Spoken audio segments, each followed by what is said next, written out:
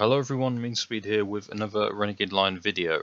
Today I'm going to be covering all of the news we got for May, which includes the wooden crane, the sawmill, the objects from the Guess the Object game on the forums, the new Wicked character design, and also the Q&A. So yeah, just expect this video to be fairly long. So the wooden crane, I think it's got a nice sound effect. I think that's done pretty well. It moves pretty fast down, and I'm assuming it moves fast upwards as well, or that it does go upwards. But yeah, it could be beneficial for going up to a place quickly if you aren't able to rocket jump or use another method to get up there, to get somewhere high up quickly.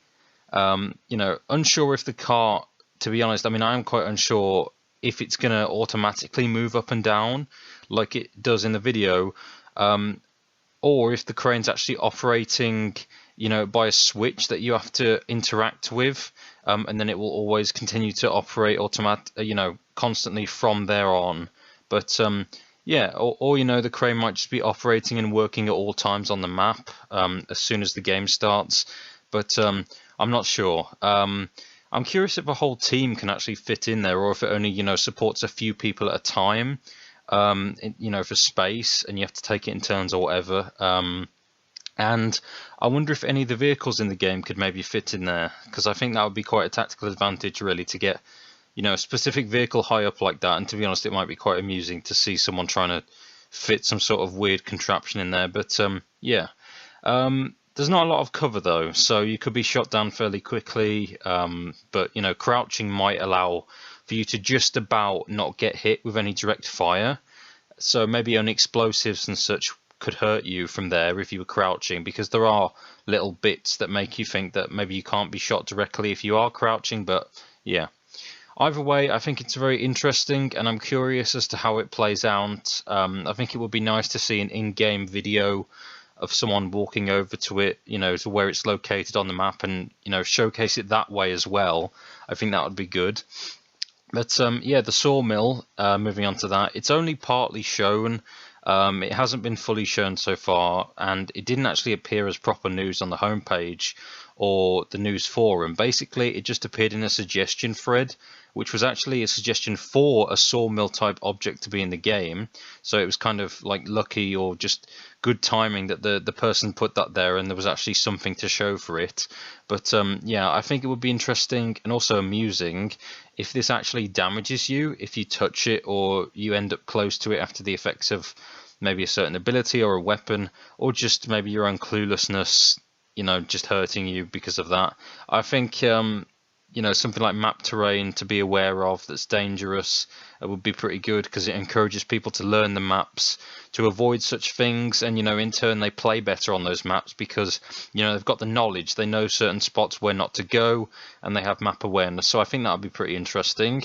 I mean, it might be annoying to some people, but yeah, I mean, if you know the hazards, then just stay away from them.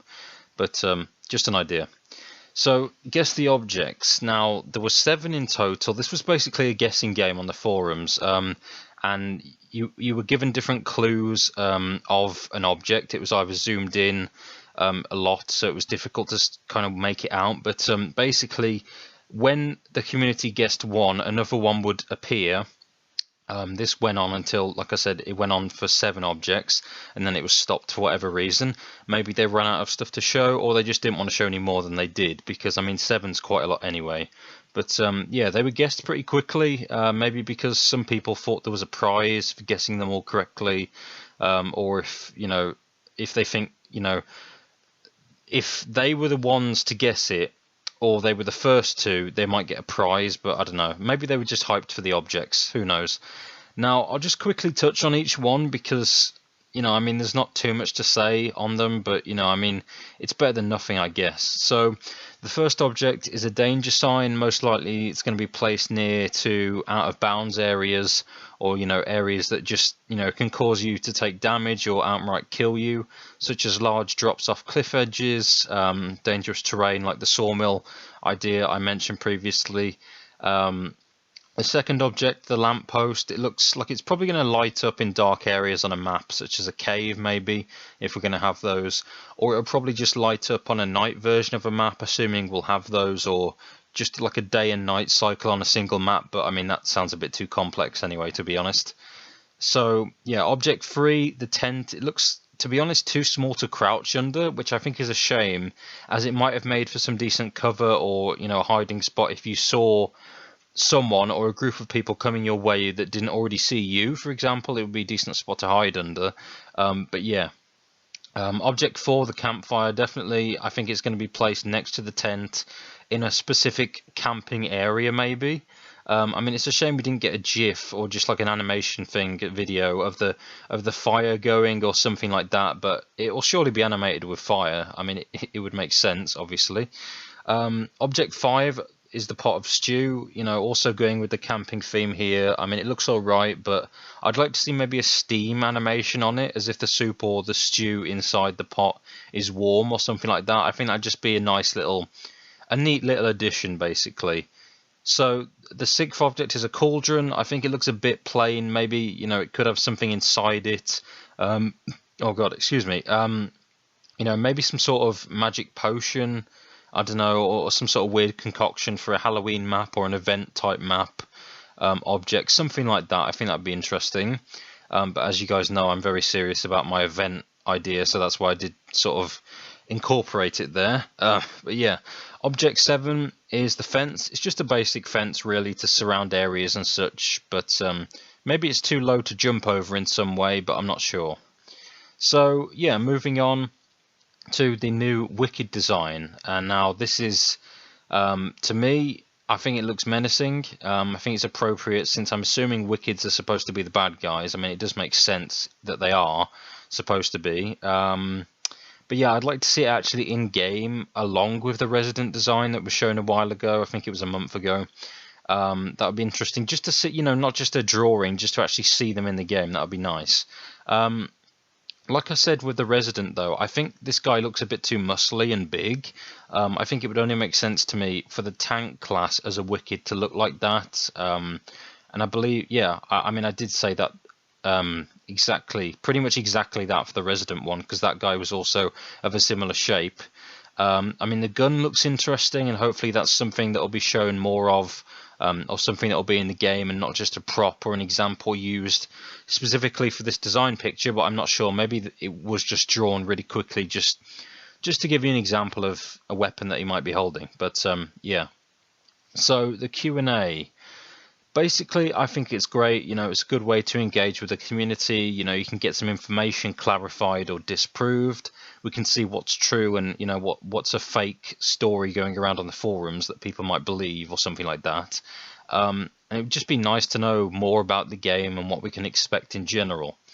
Now, personally, so far, I've asked about the clothing, you know, what themes we'll have and if it'll be diverse, if there'll be a specific class for healing, because we haven't really been told anything about healing in this game yet.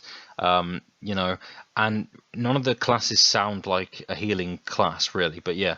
And also, I also asked if any suggestions on the forums have interested Raw Vengeance enough to maybe consider or want to put them in the game at some point. Yeah, so those are the things I've put on there so far. I mean, I might put more on soon, but yeah, those were my main focus ones basically. Now, what I wanted to do here is clear up some questions that were asked and answer them, since maybe there's a chance someone watching this asked a question which there's already an answer for, and that would reassure them really. But yeah, I'm just going to read off a few commonly asked ones, or at least the ones that have answers, and answer them. These just ones I found on the forums. I mean, there are other methods where you can speak to Raw Vengeance and ask stuff.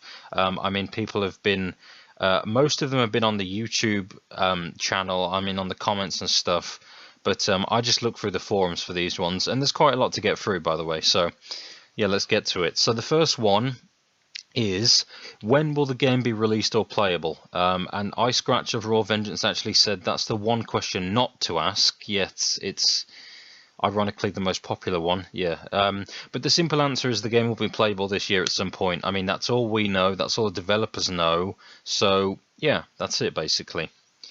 Will all game items be purchasable with in-game currency? Well, weapons will be, but clothing such as hats, jackets, that sort of stuff, and weapon skins, they will be for real money.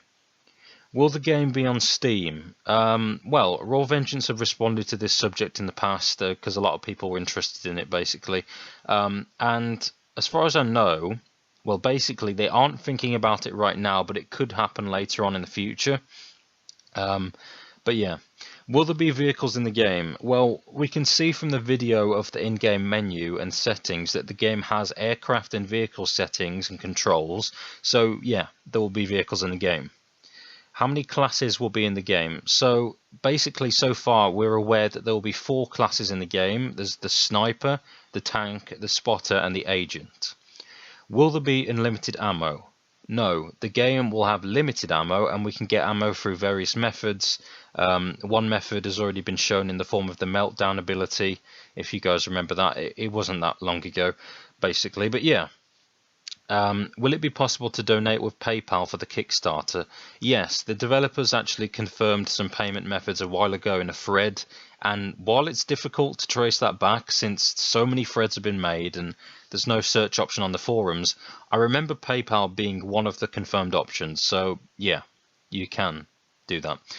Will the game be pay to win? No. The game won't be pay to win, and developers are gamers themselves, so you know they know what the pay to win experience is like. You know, they don't like it, so they don't want their game to be like that, basically.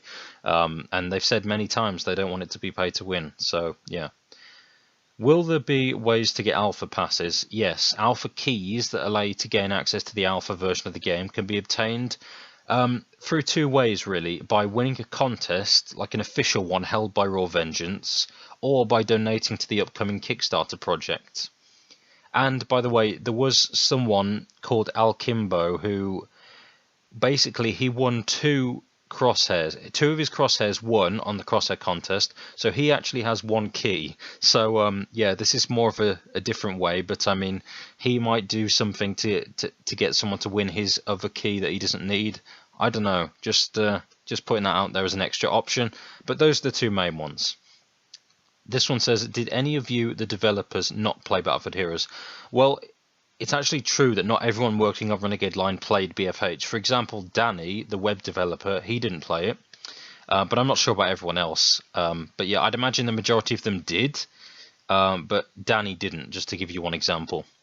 Will there be more than 3 classes? Yes, there'll be 4 classes available at launch, but we don't know if more will be added in the future yet. I mean, I can only hope so, but yeah, we don't know.